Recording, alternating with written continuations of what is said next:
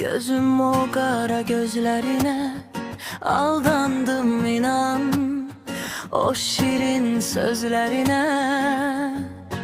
Geceler yatmaz yüreğim sessiz sessiz, nefesin kimi isti ama kimsesiz.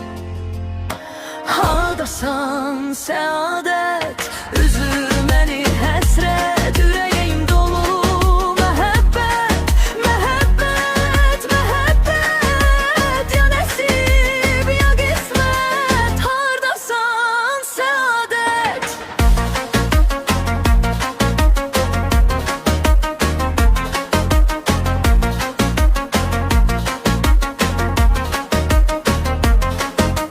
Küçələr sənin adını pıçıldayır, hər küncdə bir iz, amma yoxdur barış.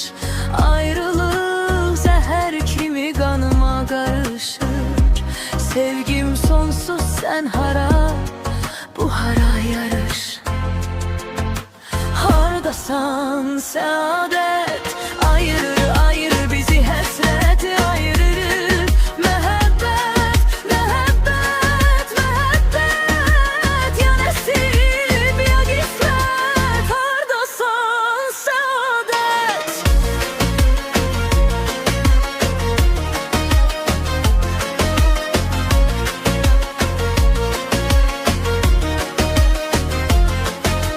Hicrindən uzun geceler keçər, düşüncelerim seni həmişə seçər. Ay ışığı yoldaş ürəyimə bənzər, bu ayrılıq sanki dağ kimi eser. Hardasan səadət, ayırır